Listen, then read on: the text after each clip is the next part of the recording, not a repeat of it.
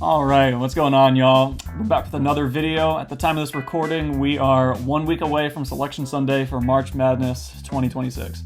I wasn't going to put anything out until the official bracket releases, but I figured that unless I wanted that video to be multiple hours long, I could just do myself a favor, get some stats I'll be working with out of the way first.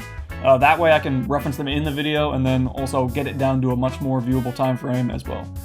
Maybe you're someone who's watching this after the bracket's been revealed, in which case you are still in the right place. This video is going to have a bunch of high significance stats, go off a lot of trends that help you identify some teams that might overperform or underperform, when to throw a red flag onto a team, and overall just help you be better than the average bracket. If I may be a little cocky, you do everything I tell you, you're going to win your bracket pool. Most of these stats are going to be from the recent past, so since 2000 or since 2016, since the start of the net era or the NIL era, last 5 seasons, last 10 seasons, you get the drill. Certain stats lose their significance if you go back too far, so I try and keep them as contextualized as possible. With all that out of the way, let's get into some data. I think you'll find at least a few of these interesting. Alright, my first disclaimer is to not take every last stat on here as gospel. I'm sure everyone's aware of this, but there's never been a perfect bracket, ever. These stats are all going to be significant, but several of them do get broken every year still. And then they'll go back to being significant next year, but then a new set of stats gets busted. And I know that there are also stats that you do not actually care about. Yes, you. You just use them to prop up your predetermined pick so you can tell your boys that you knew from the beginning. Like, I hate the people pushing the "you need a coach that's been to the Elite Eight before" stat, when it's literally been busted twice in the last 3 years. Dan Hurley did not do it. Todd Golden did not do it. You know what else? Y'all picked them anyway. Yeah, even 2023 UConn, they were notoriously famous for having like top 2, top 3 predictives going into Selection Sunday as a 4 seed. If you didn't pick a 1 seed that year, I know your ass picked UConn. Especially this last year, I know you still picked Florida anyway. You did not care. So combine all of these stats with what you see in the actual bracket. The matchup matters more than the stats here. A good example, not to dog on Gonzaga too hard already, but Gonzaga has all the numbers in the predictives to be an Elite Eight team. But most of us, I'm so sure, know that it is less likely to happen than we would like to think. Whether your reasoning is the Braden Huff situation, or their conference opponents, or the fact that a few lower-seeded teams have better predictives than they do. Whatever it is, we have all the intuition that the stats without the context do not do as well. Some numbers are drawn up completely arbitrarily. I'll give you 2 examples of that too. The first one is that if there's a stat that has a cutoff at, let's just make up 20th in defensive rating to win XYZ big game, what are you going to do with the team that's 21st in defensive efficiency, at like 0.1 points behind? Do they magically become incapable of winning that game? I don't think so. The other is that a lot of the stats I'm going to share are sorted by their seed line. So stats about like 2v15 seeds, 1v12 seeds. But sometimes even the seed lines themselves can mess with our perception of what's possible across the board.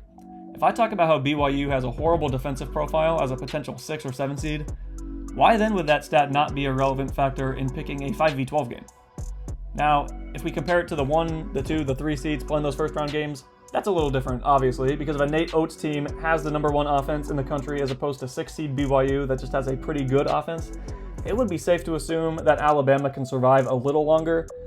But a 5v12 stat's probably almost the same level of significance as a 6v11.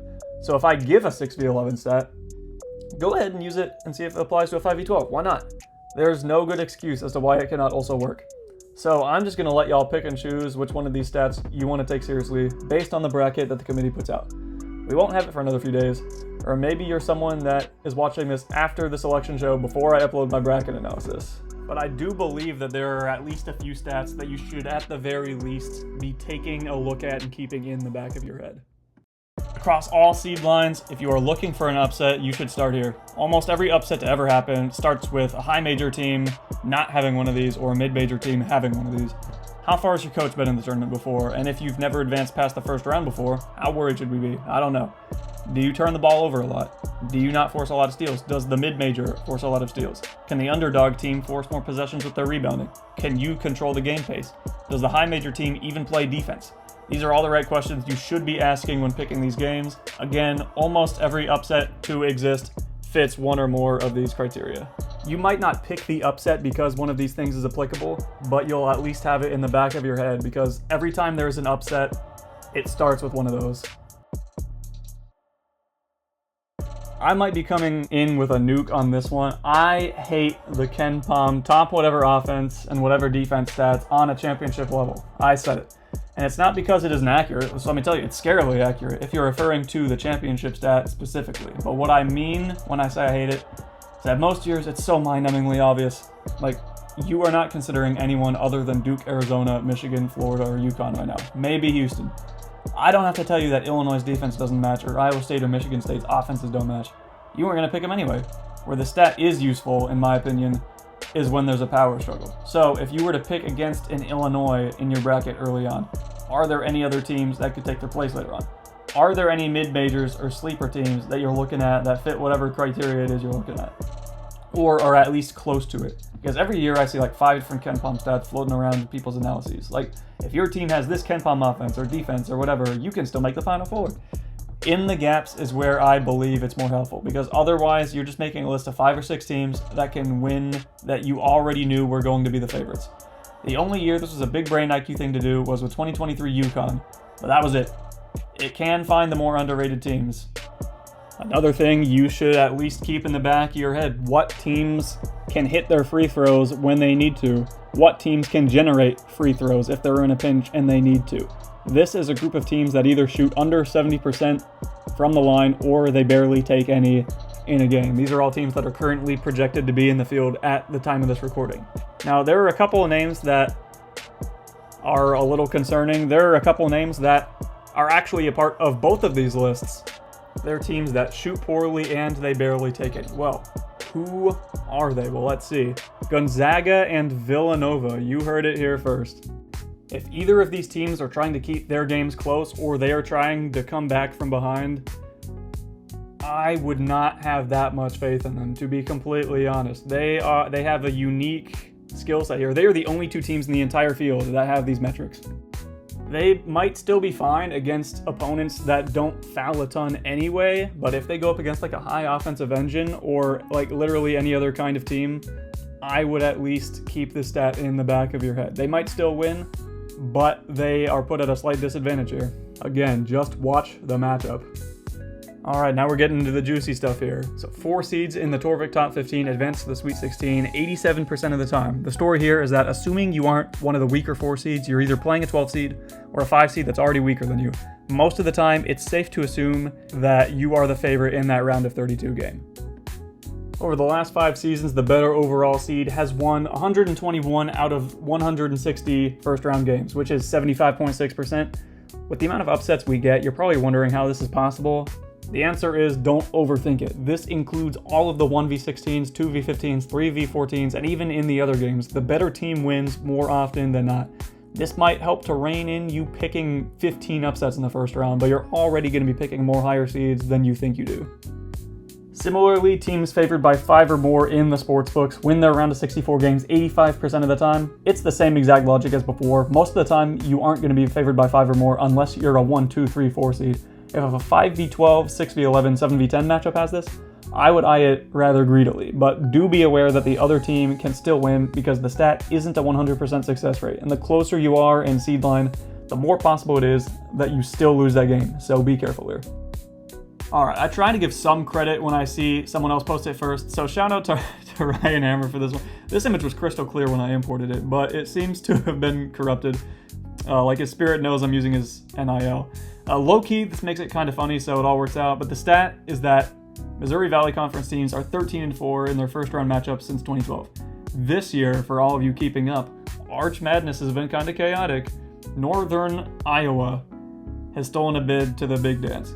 Is this a sign to pick against them because they're not Belmont or Bradley or Illinois State? I don't know. But this is real and this is a stat. Once again, thank you, Ryan Hammer, for providing us with this. So another shout out to Twitter or X user Portal God Todd. I saw this on my feed the other day. In the net era, so from 2019 onwards, 1 seeds without being top 4 in either KPI, Torvik, or KenPom are 0 for 4 in making it past the Sweet 16. This includes 2019 UNC, 2023 Purdue, 2023 Kansas, and most recently, that 2024 UNC team.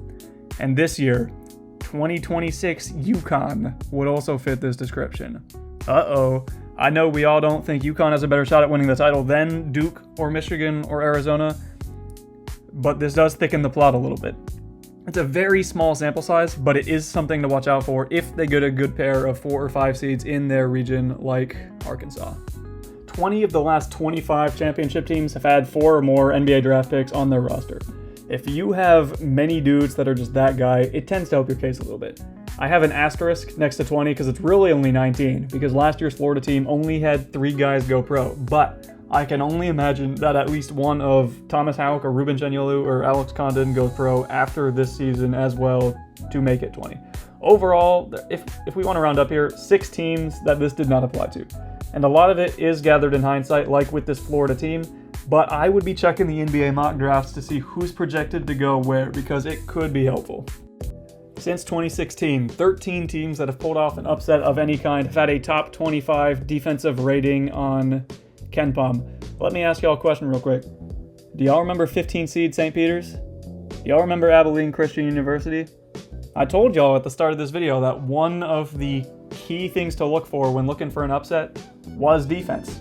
So, continuing that trend here, it might be something that continues to be worth your while, regardless of seed line. I am not a big fan of this stat in particular, but since 2016, the Big East 1 and 2 seeds have won 82.3% of their games, which that is a lot. But it heavily skews towards the 2 Villanova champs and the 2 UConn champs. So I know we were all looking to fade the Big East this season, and I'm not saying you shouldn't do that at all this year, but this is a stat and this is real. So yeah, I would not try and overthink this one. All right, here we got the only guaranteed stat, knock on wood, that you're ever going to get out of me. In the last 10 seasons, the 1 seeds with a top 10 offense and defense on KenPom make the Sweet 16 100% of the time, which they're a perfect 13 for 13 so far. That's pretty good. And going back to what I was talking about earlier with the arbitrary KenPom stats being good for filling in the gaps, 21 of the last 28 teams with top 10 on KenPom made the Elite 8. Something to think about, because this one is not separated by the seed line. I don't know what their stats will look like after the conference tournaments because they're still going on, but just look for the teams that fit this profile, and then the chances are you probably won't be wrong for picking these teams to go far. All right, I guess I lied a second ago. I forgot this was in here. The second seemingly guaranteed stat I'll give you. Teams with a 35 net rating on KenPom are 100% for making the Final Four. They are a perfect 12 for 12. So that is a decently good sample size. Currently, this applies to Duke, Arizona, Michigan, and Florida. So is this just the predetermined Final Four that we're just destined to get? Maybe, maybe not. Florida's like right on the cusp as of this recording. They're a little above 35, but the next is Arizona at a little over 37. So damn, yeah, there's that. Teams that are a 7 or a 10 seed have upset a 2 seed 47 times in the past 40 tournaments. This happens more than once every year on average, so don't think that you were a pro for sending all the 2 seeds through. You're not slick. Even last year when y'all were complaining it was too chalk, 10 seed Arkansas beat 2 seed St. John's, so it's never off the table.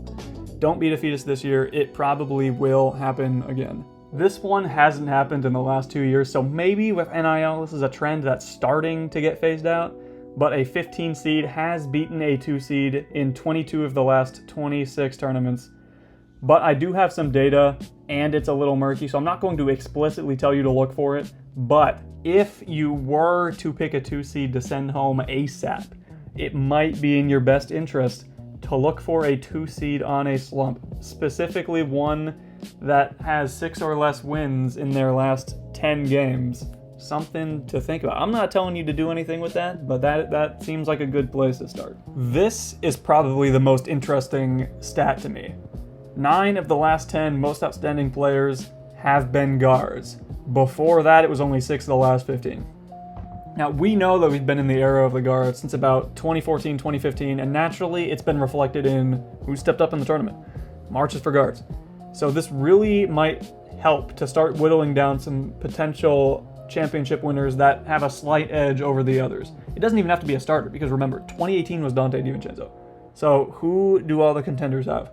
Duke has Isaiah Evans, maybe Caleb Foster. We don't know what his injury looks like. Caden Boozer, Dame Sarr if he counts. Michigan has Elliot Godot, Namari Burnett, Trey McKinney, Roddy Gale. Arizona has Jaden Bradley, Braden Burries, Anthony Delorso, Karchenkov technically. UConn has Demery, Solo Ball, they stand out. Florida's got Xavier Lee, Boogie Fland, Urban Clavzar. Those guys all stand out. Houston got some guards. I'll let y'all decide who you like there once again, if you even care about this stat at all, because Adama Sanogo won it in 2023. It might just be noise, but this is a stat and this is real. This next one comes as courtesy of some dude I found on Reddit. Shout out Trev. Over the last 10 seasons, 1 seeds without a top 10 offensive rating on Torvik are 1 for 7 for making the Elite 8. UConn is the team on Fraud Watch with this. If it's Florida, that's the last 1 seed, because I know UConn just lost to Marquette, then Florida's fine. I like KD's approach to basketball. He says good defense wins championships only as long as you have a good offense. That seems to be the trend with this stat. 12 seeds have never, ever beaten a 1 seed. No. Don't overthink this. It's a lower percentage that they'll beat the 5 seed, let alone stop a freight train of a 1 seed. 12 seeds have advanced past the round of 32 before, but they beat an 8 or a 9 seed to do it. Again, they have never beaten a 1 seed. No champion has ever shot below 32.9% from 3 on the season. So Florida, I'm looking at you. If we get February Florida all March long, then we'll have our first champion to meet this criteria. You just can't go cold. Right. Historically speaking, if you don't win your conference regular season or your conference tournament, you are not winning at all. This year, our chopping block consists of a familiar selection of Big 10 and Big 12 schools. If you don't win your conference tournament, you probably aren't going to win at all. But you also don't have to win the conference tournament if you're the team that won your conference's regular season again. But if you don't, you better make the semifinal. You better not get on your high horse and think shit sweet in that. You don't have anything to lose. You have quite a bit to lose according to historical data and historical trends. 9 of the last 10 champions had a turnover rating in the top 130 on Torvik, meaning that you are in the top 130 in the nation in terms of taking care of the ball. The story here is that high turnover teams typically do not last 6 games in a row in March. Wait, I'm not sure if I need my glasses on right now. I think there's a smudge on my screen off in the distance. I think I'm going crazy though. But yeah, there's a fun little interesting stat right there for you. So, there are teams. I've mentioned a lot more than others on here, mostly in negative ways, but that doesn't mean that they're way less capable of winning. For every long-term stat I mentioned, there is never a 100% success rate. Last year, based off of the information that we had, I thought Florida and Houston, clearly the 2 worst 1 seeds. Clearly. I thought Duke and Auburn were so overwhelmingly better than Florida and Houston, but that didn't stop them from balling out. Data does not prescribe, it describes. And while it does heavily insinuate that UConn's looking like they're already doomed and Michigan has a couple red flags, teams that fit their profiles have won before. That 9 out of 10 stat that implicates Michigan could become 9 for 11 because Michigan has like 2 or 3 competitive advantages that very few people in the country can replicate. They got a wall of athletic bigs down front, their chemistry is off the charts, and they lead the nation in 2-point field goal percentage, I think. UConn has a little more baggage, but every time something weird happens in March, it's a long-running gag that UConn's behind it. And if the bracket falls just right for them, they can absolutely still get to the Final Four. I personally don't think they have what it takes to win, but they are a 1 seed. They still have a better chance than most people. Nothing is set in stone already. The games have to be played. Demery and Solo Ball can turn up. Alex Caravan can hit some shots. They have Dan Hurley, a 2-time national championship winner, as their coach. They can do whatever they want, and it won't surprise me. It would be fitting if they lost in the Sweet 16, but if they still make the Final Four, it's like, yeah, that sounds about right still. Now, on the other side of things, it seems to me like Duke, Arizona, and Florida have the least amount of red flags, but they all do still have a few yellow flags of their name. Is February Florida going to be in attendance this year throughout all 6 games? Because that's a team I don't want to mess with. But if Xavier Lee and Boogie Fland and worst case scenario like Urban Clavzar aren't hitting shots, they're just not winning. They don't have to be super dominant, but they just can't suck. And I've watched enough Florida to know that sucking is on the table for these guards. All it takes is 1 game. If that happens against an Elite 8 or better level opponent, they're done. As a team, their shooting is kind of suspect too, but again, if February Florida shows up, they could go pretty deep. I'm interested to see which team shows up in about a week or so. Arizona, bottom 10 in the country in 3-point attempts. And normally I wouldn't care about that because they do everything else so well. They have the guard play and the bigs are awesome. They generate a ton of free throws and paint buckets. When they hit threes, it's at an above average rate. They can hit the mid-range. But if they run into, say, Alabama in the Sweet 16 or Elite 8, who's to say Alabama can't make 10 more threes than them and win in a nail-biter? What about Illinois? If they do play Michigan in the Final Four, why can't Trey McKinney and Amari Burnett rain down hellfire on them? It's something to think about. This applies to everyone here, obviously, but half the battle is your ratings and your stats and how good you are on the court. The other half is getting a bracket that won't push up on you as much as it does the others. You have to get lucky. Some teams will have a much easier path. Duke right now technically is the best team in the country.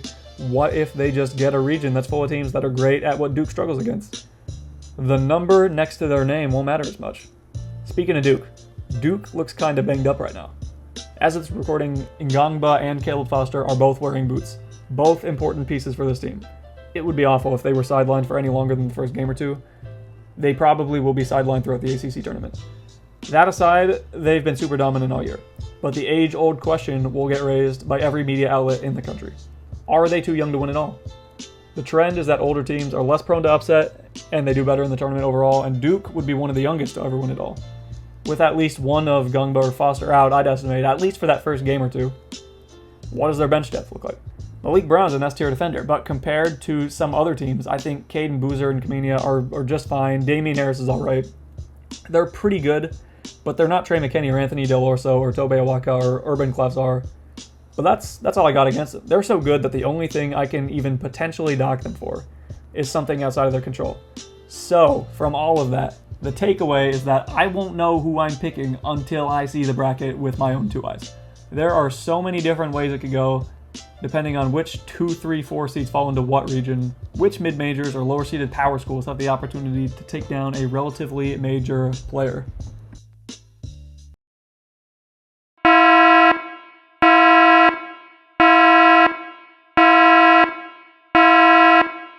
With all that being said, because you know I have to get my views up here, if I had to make a pick without the context of a bracket, I would select the Arizona Wildcats as your 2026 national champions. To me, at least, they have the least amount of weaknesses in the field. They aren't as consistently dominant as a Duke or Michigan, but I believe they are the most dominantly consistent team in the field. They have the guard play. Their leader is a senior. Their coach is one of the better ones out there. They have the nation's leading offensive rebounder. They have a guard in Anthony Del Orso that has scored 20 off the bench multiple times. If they need an escape, they got him. They have some key freshmen, but Bradley and Awaka and Krivas have all been here before. Even in their losses, they didn't play bad. The opponent just outworked them and took it to the last second or to overtime. They're never going to lose because they just went cold from three, because as we mentioned, they're bottom 10 in three-point rate. And they could lose to a team on a heater, yeah. But without seeing the bracket, I don't know if anyone is going to be able to do much to stop them from grinding it out. I have Duke up there in the corner because I do believe they are more dominant than them, but they do have some injury concerns and the age concerns. But with them fully healthy or mostly healthy, I think they got the same probability as Arizona. We're just going to have to wait a few more days to see how things pan out. It's going to feel like such a long time. I would, without seeing the bracket, I would pencil in a Duke versus Arizona final game without knowing anything else. I'm pretty confident in that at least. But thanks for sticking around for this. Hopefully there were a couple stats that sounded some alarms in your head. And at the very least, I hope you avoid picking like a fiddler crab to win, or at least identify a team that maybe you should have going out in the round of 32 instead of the Sweet 16.